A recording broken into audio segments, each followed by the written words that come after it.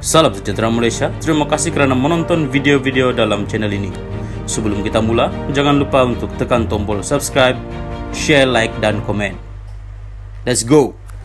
Salam sejahtera, berita seterusnya bertajuk Muhyiddin dakwa Presiden UMNO dalangi pendakwaan. Berita penuh.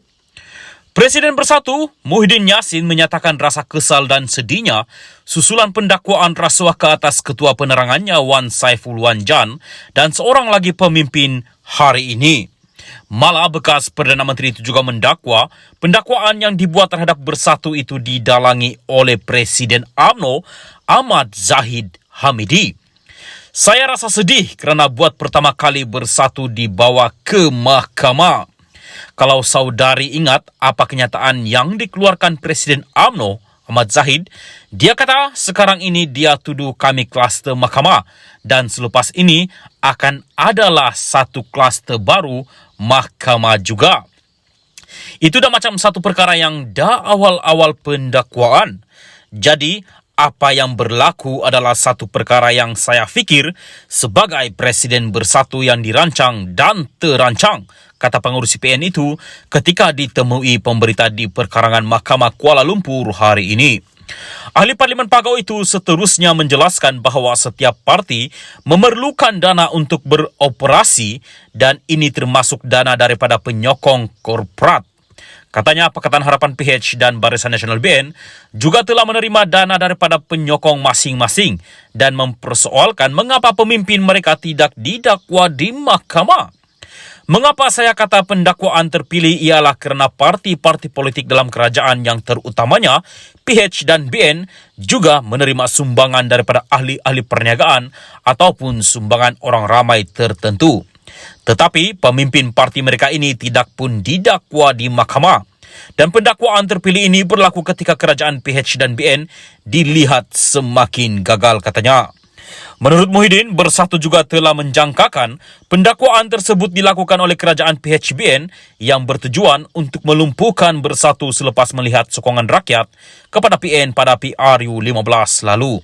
Pendakwaan terpilih ini berlaku ketika kerajaan PH dan BN dilihat semakin gagal menyelesaikan masalah rakyat.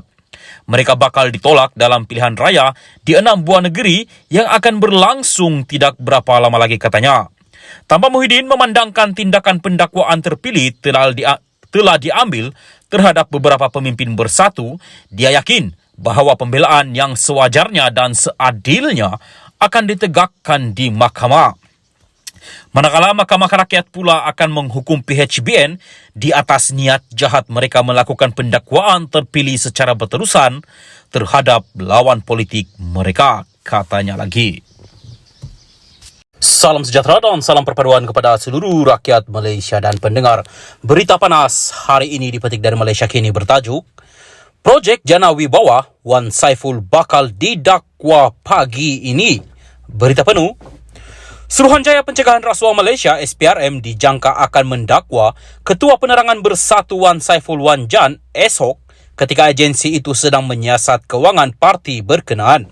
Sumber SPRM mengesahkan ahli Parlimen Tasik Gelugo itu telah ditahan dan akan didakwa di mahkamah esok hari ini berhubung inisiatif Jana Wibawa. Beberapa sumber Bersatu pula mengesahkan kepada Malaysia Kini bahawa Wan Saiful telah pergi ke ibu pejabat SPRM di Putrajaya hari ini untuk membantu siasatan. Satu sumber berkata dia telah pergi ke pejabat SPRM pada jam 8 malam dan tidak dapat dihubungi sejak itu. Sementara itu, jemputan akhbar daripada SPRM menyatakan 2 individu akan didakwa di Mahkamah Kuala Lumpur berhubung kes Jana Wibawa pagi esok. Kedua-dua individu itu tidak dinamakan seperti amalan biasa dengan jemputan sedemikian.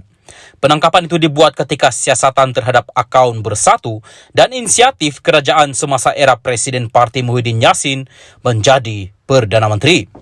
SPRM telah pun membekukan akaun bank Bersatu dan menyoal Muhyiddin pada 16 Februari selama beberapa jam berhubung Jana Wibawa.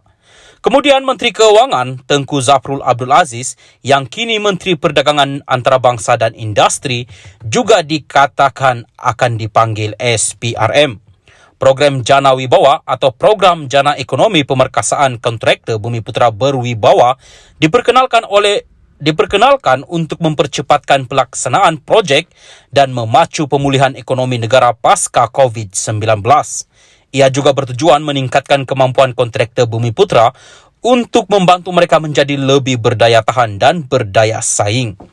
Dalam perkembangan berkaitan, Menteri di Jabatan Perdana Menteri, Undang-Undang dan Reformasi Institusi Azlina Othman Said berkata, Jana Wibawa melibatkan 56 projek yang telah dikeluarkan surat setuju terima SST dengan nilai keseluruhan projek RM6.3 bilion ringgit. Walau bagaimanapun, terdapat beberapa senarai SST yang telah dikeluarkan yang mana melibatkan ahli keluarga pemimpin utama parti politik tertentu. Setakat ini, SPRM belum dapat mengenal pasti nilai sebenar projek tersebut, katanya pada jawapan bertulis Parlimen hari ini. Ini sebahagian daripada siasatan lebih luas mengenai projek yang telah diberikan melalui rundingan, terus katanya. Azlina menjawab soalan ahli Parlimen Bagan Lim Guang Eng yang bertanyakan berapa banyak projek yang terlibat dalam salah guna kuasa dan apakah nilai projek tersebut.